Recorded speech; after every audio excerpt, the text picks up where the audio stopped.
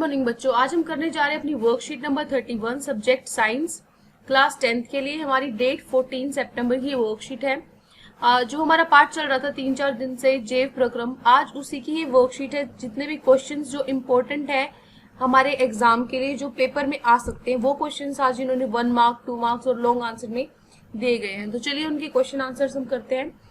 First हमारा question है, प्रकाश संश्लेषण जिस कोशिकांग में होता है वह है माइटोकॉन्ड्रिया, कोशिका द्रव्य, क्लोरोप्लास्ट, गोल्गी बॉडी। इनमें से कौन सा है? तो वो क्या है, किस में होता है प्रकाश संश्लेषण? हम सबको पता है वो होता है क्लोरोप्लास्ट में।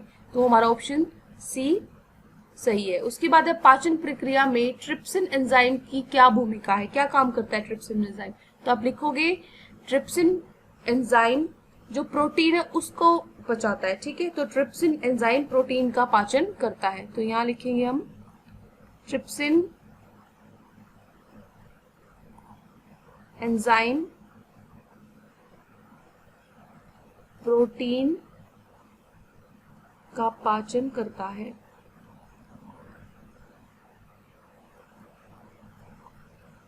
उसके बाद है हमारा तीसरा प्रश्न, श्वसन क्रिया में एटीपी किस प्रकार बनता है? तो आपकी जो एक इक्वेशन थी वो आपको इसमें लिखने किस प्रकार बनता है। आपको पता है कि जब हम रेस्पिरेशन होता है, श्वसन के दौरान एनर्जी जो रिलीज होती है, ठीक है, उसमें उसकी वजह से हमारा एटीपी, जैसे मैं इक्वेशन लिख देती हूँ आपका, ये है एडीपी और ये हमारा फॉस्फोरस के साथ मिलके, उसके बाद ये हमारी एनर्जी रिलीज होगी यहाँ पे। फिर आप लिखोगे एडीपी में से हमारा फॉस्फोरस हट जाता है और एटीपी बन जाता है। ये आप इक्वेशन जो आपकी, ये आपको लिखनी है। उसके बाद है, अवयवी शुभशेषण होता है यीस्ट में, जीवाणु में, मानव मांसपेशी में, उपयुक्त सभी में। तो ये सब में होता है। तो हमारा जो ऑप्शन डी है वो सही है। ठीक है, उसके बाद हमारा प्रश्न 5 है, उत्सर्जित तंत्र की कार्यात्मक इकाई है। मैंने आपको बताया था उत्सर्जन क्या होता है, कि जो हमारी शरीर का जितना भी गंद है वो बाहर निकालना, उसको हम उत्सर्जन कहते हैं। तो उसकी जो कार्यात्मक इकाई कौन सी है? न्यूरॉन। ठीक है, सॉरी नेफ्रॉन। ये जो हमारा सी पार्ट है, नेफ्रॉन, वृक्काणु।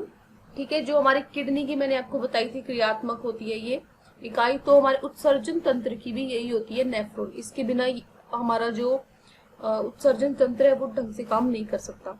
रक्त कणिकाएं जो चोट के स्थान पर रुधिर को रोकने में सहायक है। जैसे हमें चोट लग जाती है तो खून बहता है, तो उसको कौन रोकने में हमारी मदद करता है? लाल रक्त कणिकाएं, श्वेत रक्त कणिकाएं, प्लेटलेट्स या उपर्युक्त सभी। तो हमें पता है जो प्लेटलेट्स है वो रक्त के रुधिर को रोकने में हमारी मदद करती है। तो ऑप्शन सी है जो प्लेटलेट्स, वो सही होगा। उसके बाद जो प्रश्न 7 है, वाक्य पूर्ण कीजिए। लसिका रुधिर के डैश के समान है लेकिन यह डैश और इसमें अल्प मात्रा में डैश है। तो लसिका रुधिर के प्लाज्मा के समान है। किसके समान है? जो हमारा प्लाज्मा होता है। लेकिन ये कैसा? रंगहीन है। ठीक है, आप लिखोगे यहाँ रंगहीन, इसका कोई रंग नहीं होता। और इसमें अल्प मात्रा में क्या है? कम होता है। जो इसमें प्रोटीन है वो कम होता है। तो यहाँ लिखोगे आप प्रोटीन। उसके बाद 8वां प्रश्न, यदि किसी पौधे से जाइलम निकाल दिया जाए तो उस पौधे का क्या होगा? हमने पढ़ा था जो जाइलम है वो क्या करता है, जो वाटर और मिनरल, मतलब जो हमारा पानी है और जो खनिज पदार्थ है, ठीक है, ये उनको पूरे जो हमारा पौधा है उसमें पहुंचाता है। और जो फोइलम था वो जो हमारा खाना है पौधे का वो पहुंचाता था। तो अगर जाइलम होगा ही नहीं, निकाल दिया जाएगा, तो जो पानी है और जो खनिज पदार्थ है वो उसको नहीं मिल पाएंगे पौधे को, और जिसके कारण वो प्रकाश संश्लेषण को भी ढंग से नहीं कर पाएगा। ठीक है, तो यही आपको इसमें लिखना है कि यदि किसी पौधे से जाइलम निकाल दिया जाए तो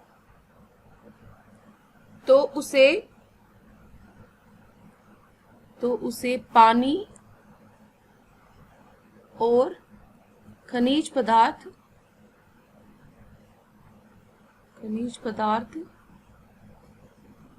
सही मात्रा में नहीं मिल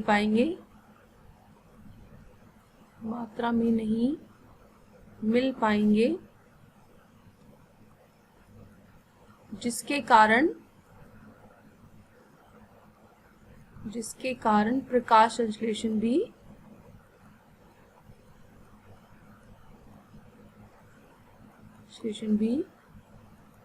नहीं हो पाएगा।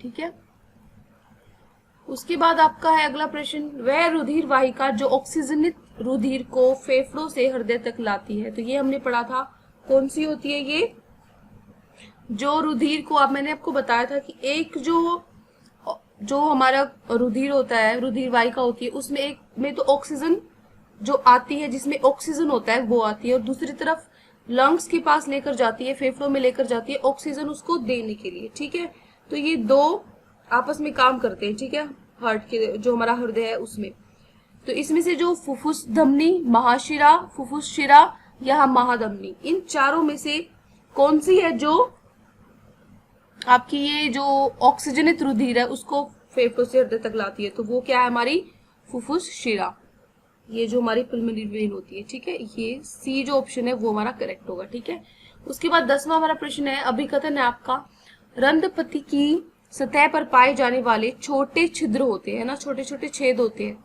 तो वो क्यों होते हैं? जो हमारी पत्तियां हैं, रंध्रपत्ती जो हमारी लीव्स होती है, जो पत्तियां हैं, उसमें छोटे छोटे छिद्र छेद होते हैं, वो क्यों होते हैं?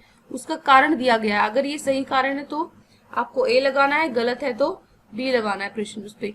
तो वो क्यों होता है? गैस ये विनिमय इन्हीं रंध्रों द्वारा होता है। मतलब जितना भी जो गैस है आती जाती है, जितना भी उनका गैस का वाहन होता है, वो सब किसके थ्रू होता है? जो हमारी ये पत्तियां हैं, इनके जो छेद है इनके अंदर, उसी के थ्रू होता है। ठीक है, तो इसलिए जो हमारा ऑप्शन ए है, अभिकथन और हमारा कारण दोनों सही है, तो हम क्या लगाएंगे?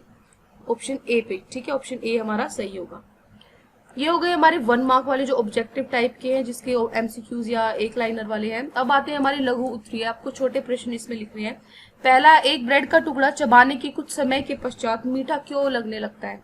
कुछ देर तक आप ब्रेड का टुकड़ा खाते हो तो वो मीठा लगने लग जाता है। वो क्यों लगता है? क्योंकि जब हम ब्रेड को चबाते हैं, लार में उपस्थित एमिलेज जो होता है वो स्टार्च के साथ रिएक्शन करते हैं, उसे तोड़कर साधारण चीनी का उत्पादन होता है। ठीक है, जिससे जो ये सरल शक्कर बनती है, जिससे जो ब्रेड का स्वाद है वो हमें कैसा लगता है? मीठा लगता है। ठीक है, ये आपका उत्तर नंबर 1। उसके बाद है प्रश्न 2, मानव पाचन तंत्र में सबसे बड़ी ग्रंथि कौन सी है?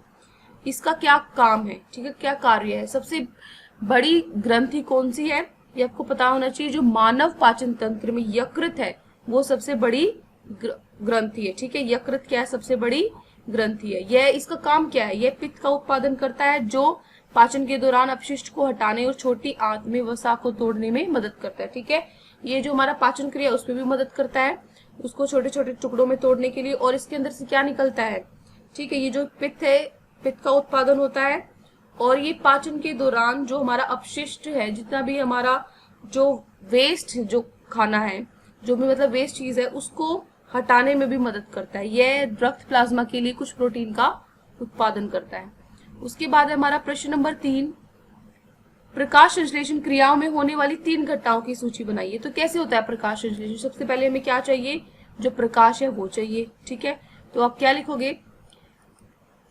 क्लोरोफिल द्वारा प्रकाश ऊर्जा का अधिग्रहण। ठीक है, उसके बाद क्या होगा? उसने प्रकाश तो ले ली, उसके बाद क्या करेगा? प्रकाश ऊर्जा को रासायनिक ऊर्जा में बदलना। ठीक है, रासायनिक ऊर्जा में बदलेगा, और जो पानी है उसको, उसके अणु जो हाइड्रोजन और ऑक्सीजन है उसमें विभाजित कर देगा। और जो तीसरा है वो क्या होगा? तीसरा पॉइंट, जो कार्बन डाइऑक्साइड है उसको कार्बोहाइड्रेट में बदल देगा। ठीक है, उसके बाद हमारा प्रश्न नंबर 4 है। प्रश्न नंबर 4 है कि दीर्घरोम के कार्य लिखने। जो दीर्घरोम है उसका क्या काम है वो आपको बताना है। तो आप लिखोगे, जो दीर्घरोम है विली छोटी आंत में मौजूद होती है, वह जो भोजन अवशोषण और पाचन स्राव के लिए सतह क्षेत्र को बढ़ाने में मदद करता है। ठीक है, मतलब क्या होता है? जो हमारा जैसे पाचन होता है उस टाइम पे, तो जो सतह है उसको बढ़ाता है। ठीक है, उसके क्षेत्र को बढ़ा देता है, ताकि वो फिर किसमें मदद करता है? हमारे पाचन में मदद करता है। ठीक है, विली की जगह आप यहाँ पर ये भी लिख सकते हो, दीर्घरोम। ठीक है, उसके बाद हमारा प्रश्न 5 है, मरुद्ध पौधों में रंध्र दिन में बंद रहते हैं, व्याख्या कीजिए कि पौधे कब और किस प्रकार से CO2 ग्रहण करते हैं। आपको पता है कि जो अगर ये पौधे जो हमारे रेगिस्तान वगैरह होते हैं उसमें जो पौधे हैं उनके जो रंध्र है जो छिद्र है वो बंद रहते हैं दिन के टाइम पे। तो फिर वो कैसे, जो हमारा प्रकाश संश्लेषण वो कैसे करते हैं, CO2 ग्रहण कैसे करते हैं, किस प्रकार करते हैं, वो हमें लिखना है। तो हमारा प्रश्न 5 का उत्तर क्या होगा? दिन के दौरान पानी को बचाने के लिए स्टोमेटा बंद रहता है। क्यों बंद रहता है? क्योंकि रेगिस्तान में वहां पे दिन के टाइम दौरान बहुत ज्यादा गर्मी होती है, तो पानी खत्म ना हो जाए इसलिए स्टोमेटा बंद रहता है, और वे रात को अपनी CO2 को अपनी कोशिकाओं में जमा करके रखते हैं, ठीक है। और दिन के समय प्रकाश संश्लेषण, यहाँ पर ये छुटा हुआ है आप लिख लेना, प्रकाश संश्लेषण करते हैं, ठीक है। उसके बाद है आपका प्रश्न नंबर 6। प्रश्न 6 है कि दिए गए निर्देश के अनुसार इस फ्लो चार्ट को पूरा करना है। आपको यहाँ पर पूरा करना है कि आमाशय भित्ति में उपस्थित जठर ग्रंथियां कौन सी ग्रंथियां और उनके कार्य क्या क्या, उनके काम क्या क्या है, ठीक है। तो सबसे पहले तो कौन सा हमारा जो HCl होता है वो लिखोगे आप यहाँ पे HCl। उसके बाद जो हमारा बलगम होता है, इनके नीचे आपको काम भी लिखने हैं कि इसका काम क्या होता है। और यहाँ पे तीसरा जो हमारा पेप्सिन होता है, ठीक है, ये आप लिखोगे। तो इसकी कार्य क्या है, ये मैंने यहाँ लिखे हुए कार्य। जो HCl वो क्या करेगा, पर्यावरण को अम्लीय बनाता है, जो पेप्सिन के सक्रियण के लिए मदद, यहाँ पे सक्रियण में मदद लिख देना, सक्रियण में मदद करता है, ठीक है। उसके बाद है पेट में भोजन की कीटाणुओं को मारता है। जो पेट में जितने भी हमारे कीटाणु होते हैं खाने के तहत जो हमारे अंदर जाते हैं उनको HCl ही मारता है। उसके बाद है दूसरा बलगम। बलगम क्या करेगा, जो HCl से पेट के अंदरूनी स्तर की रक्षा करता है। HCl क्या है, एक अम्ल है, तो ये हमारे जो पेट है उसके लिए तो ये हानि पहुंचा सकता है, इसीलिए उसको कौन बचाता है, ये जो बलगम है ये, ठीक है। उसके बाद है पेप्सिन। पेप्सिन प्रोटीन के पाचन में मदद करता है, जो हमारा प्रोटीन है उसको पचाता है पेप्सिन, ठीक है। तो ये तीनों आप ऊपर वाले बॉक्स में लिखोगे और नीचे जो ये लाइन लिखी हुई है मैंने ये अगले में लिखोगे, ठीक है। उसके बाद है आपका प्रश्न नंबर 7, मानव में दोहरा परिसंचरण से आप क्या समझते हैं। तो मैंने आपको समझाया था कि उसमें दोहरा कैसे होता है, एक तो ऑक्सीजन युक्त रक्त हृदय में जाता है और एक जिसमें ऑक्सीजन नहीं होता।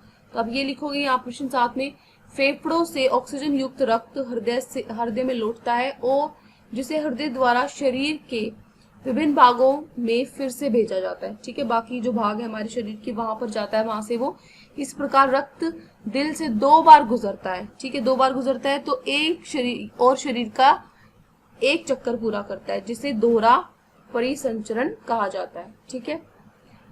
उसके बाद है हमारा प्रश्न नंबर 8, धमनी और शिरा में विभेद कीजिए। इसमें आपको क्या भेद है, इनके बीच में क्या अंतर है धमनी और शिरा के बीच में, ये आपको लिखना है। तो प्रश्न नंबर 8 का आपका उत्तर होगा कि जो धमनियां हैं रक्तवाहिका होती हैं, ठीक है। रक्तवाहिका तो वो भी होती है, लेकिन फर्क क्या है इसमें, जो धमनियां होती हैं आर्टरीज जिसको हम बोलते हैं, वो प्लुमनरी धमनी को छोड़कर ऑक्सीजन युक्त रक्त को हृदय से दूसरे शरीर के अंगों तक ले जाती है। क्या करती है, जो धमनियां है, जो ऑक्सीजन युक्त रक्त होता है उसको हृदय से जितने भी बाकी अंग है हमारे शरीर के वहां तक ले जाती है। लेकिन जो वेन्स है, शिराएं हैं, वो क्या करती है, शरीर के हिस्से बाकी हिस्सों से डीऑक्सीजनेटेड रक्त को हृदय तक ले जाती है, जिसमें ऑक्सीजन नहीं है वो वाला रक्त वो वहां तक हृदय तक पहुंचाती है। दूसरा पॉइंट क्या होगा, ये हो गया पहला पॉइंट। दूसरा पॉइंट है इनमें उच्च दबाव में रक्त प्रवाह होता है। जो इसका दबाव होता है, दाब होता है, जो वो हाई होता है, ज्यादा होता है, उच्च होता है। इसमें रक्त प्रवाह निम्न दबाव होता है, ठीक है। ये दूसरा पॉइंट हो गया आपका, ठीक है, होता है यहाँ तक। उसके बाद तीसरा, इनमें वाल्व की अनुपस्थिति होती है, वाल्व नहीं होती धमनियों के अंदर, ठीक है। ये आपका हो जाएगा तीसरा पॉइंट। उसके बाद है हमारा इसका तीसरा पॉइंट, इनमें वाल्व मौजूद होता है जो रक्त को वापस जाने से रोकता है, मतलब एक ही डायरेक्शन में जा सके रक्त, उसमें ये मदद करता है, ठीक है। ये 3 पॉइंट आपको लिखने हैं। पहला पॉइंट तो यही है जो आपको बताना है, ये 3 पॉइंट आपको लिखने हैं। उसके बाद है आपका प्रश्न नंबर 9, पदार्थों के ऊपरमुखी वहन में वाष्पोत्सर्जन किस प्रकार सहायक है, ठीक है। इसमें क्या होता है, जैसे मैंने बताया था एवोपरेशन क्या होता है, जो हमारे वाटर वेपर है, जो पानी है उड़कर वाटर वेपर बन जाते हैं। इसी तरह इसमें जो होता है, पौधों में जो होता है वो क्या होता है, वाष्पोत्सर्जन, ठीक है। इसमें जो पदार्थों को ऊपर की ओर ले जाने में मदद करता है ये। और क्योंकि जो पानी होता है जड़ों, जैसे हम नीचे डालते हैं पानी, तो जड़ों से पानी ऊपर की ओर जाकर पौधों के पत्तों में मौजूद स्टोमेटा से वाष्पित हो जाता है इससे पत्तियों में एक नकारात्मक दबाव बनता है जो जो जाइलम की जड़ों से पानी खींचने में मदद करता है। ठीक है, ये इसका काम है। उसके बाद है प्रश्न नंबर 10, मानव वृक्क में मूत्र निर्माण की प्रक्रिया की व्याख्या कीजिए। मैंने आपको पहले भी कराया वर्कशीट में, पिछली में पूरा का पूरा उसमें प्रोसेस था आपका, वही आपको दोबारा से लिखना है। ठीक है, तो आप क्या लिखोगे, जो अल्ट्रा फिल्ट्रेशन होता है हमारा ग्लोमेरुल्स में, पदार्थ में उच्च दबाव बल के तहत रक्त में भंग होता है जो कि बोमन कैप्सूल में होता है। उसके बाद रक्त ट्यूबुलर से गुजरता है जहां ग्लूकोज, अमीनो एसिड, नमक और पानी चुनिंदा रूप से अवशोषित हो जाते हैं। जहां जहां उनको अब्सॉर्ब होना होता है वहां वो अवशोषित हो जाते हैं। जैसे ही मूत्र नालिकाओं से गुजरता है, रक्त से पोटेशियम और अमोनिया आयन जैसे कुछ आयन मूत्र से स्रावित हो जाते हैं। एकत्रित वाहिनी मूत्र एकत्र करती है। पानी मूत्र में अब यूरिया और यूरिक एसिड होता है और वर्णक मूत्र को पीला रंग देता है। ठीक है, ये आपको पूरा प्रोसेस लिखना है इसमें प्रश्न नंबर 10 में। उसके बाद आते हैं दीर्घ उत्तरीय प्रश्न। ये आपके थोड़े बड़े प्रश्न हैं, लेकिन ये सारे के सारे मैंने आपको करा रखे हैं। ठीक है, तो ये है पहला प्रश्न, मानव हृदय के व्यवस्थात्मक काट दृश्य का चित्र बनाकर उस पर नामांकित कीजिए। आपको क्या करना है, इसमें जो हमारा हृदय है, आपकी जो वर्कशीट थी पिछली, उसमें आपको हृदय का आपके पास पिक्चर थी, है ना, वो चित्र आपको हृदय का चित्र यहाँ पे बनाना है। और उसमें जो मैंने बताया था नाम लिखे होते हैं, फूस, धमनी, उसके आपके चित्र के अंदर ही लिखे हुए वो आपको लिखने हैं। तो ये जो ए पार्ट है इसमें आपको क्या करना है, वो चित्र बनाना है, उसके साथ जो नाम लिखे थे वो लिखना है। दूसरा है आपका बी पार्ट, मछलियों में रुधिर परिसंचरण मानव से रुधिर परिसंचरण से भिन्न होता है, इस कथन की पुष्टि कीजिए। कैसे कैसे अलग होते हैं ये, जो मैंने आपको अभी उत्तर 7 लिखवाया वो आपको यहाँ पर लिखना है। ठीक है, उत्तर नंबर 7 है जो अभी ऊपर मैंने, ये देखिए मैं दिखा देती हूँ आपको, ये जो उत्तर 7 है, मानव में दोहरा प्रश्न, ये आपको जो लिखवाया था ये लिखना है आपको यहाँ पे। ठीक है, और क्या लिखना है, मछलियों से कैसे है, तो लिखोगे मछलियों में सिर्फ एक ही जो हमारी ये होती है धमनी आने के लिए और जाने के लिए, वो एक ही होती है। उसके बाद हमारा प्रश्न 2, मानव उत्सर्जन तंत्र का नामांकित चित्र। आपको क्या करना है, उत्सर्जन तंत्र बनाना है। ये भी आपकी पिछली वर्कशीट में था आपको वो, और ये मैंने पिछली वर्कशीट में भी आपका क्वेश्चन था, उसमें आपने बनाया भी था। ये आप दोबारा से भी बना सकते हो उसको, और उसके अंदर ये आपको नाम भी उसके साथ लिखे हुए थे, वो नाम भी आपको लिखने हैं। ठीक है, इसका जो बी पार्ट है वो है नामांकित अंगों का एक कार्य लिखिए। जो आपकी पिक्चर थी, जो आपकी वर्कशीट थी, उसमें क्या था, अगर आप देखोगे जहां पर ये बना हुआ था, उत्सर्जन तंत्र बना हुआ था, यहाँ पे है ना, इसी बॉडी के अंदर यहाँ उत्सर्जन तंत्र बना हुआ था, उसके साइड में ही एक बॉक्स था। उस बॉक्स में यहाँ पे चार जो कार्य बता रखे थे, वृक्क का, मूत्रवाहिनी, मूत्राशय और मूत्रमार्ग का, वो चारों आपको लिखने हैं। किसमें, जो ये बी पार्ट है इसमें। ठीक है, ए में तो आपको क्या करना है, सिर्फ ये जो आपका उत्सर्जन तंत्र है ये बनाना है, और बी में क्या करना है, जो इसकी साइड में बॉक्स था जिसमें उसके कार्य लिखे हुए थे वो आपको लिखना है, ऐसा कैसा उठा के। उसके बाद तीसरा प्रश्न है, जलीय जीवों और स्थलीय जीवों की सांस लेने की दरों में अंतर क्या होता है। उसमें क्या जो दर होता है उनका सांस लेने का, देखो जो जल में जो जीव रहते हैं वो ज्यादा जल्दी सांस लेते हैं। क्यों, क्योंकि जल में जो ऑक्सीजन होता है वो कम होता है किसके कंपैरिजन में, अगर हम उसको एयर जो हमारी हवा है अगर उससे हम उसको मिला के देखें तो उसके कंपैरिजन में पानी में कम ऑक्सीजन होता है। उस ऑक्सीजन की कमी की वजह से वो जल्दी सांस लेते हैं ताकि ज्यादा से ज्यादा ऑक्सीजन वो ग्रहण कर सके। ठीक है, तो आपको इसमें वही लिखना है। प्रश्न नंबर 3 में कि आप क्या लिखोगे, उत्तर में यहाँ लिख देती हूँ। उत्तर नंबर 3, पहले आप लिखोगे जलीय जीवों और स्थलीय जीवों की सांस लेने की दरों में अंतर ज्यादा ऑक्सीजन, लिखोगे ज्यादा ऑक्सीजन लेने के लिए होता है, ऑक्सीजन लेने के लिए होता है,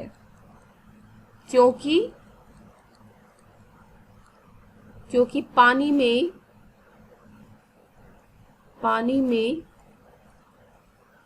ऑक्सीजन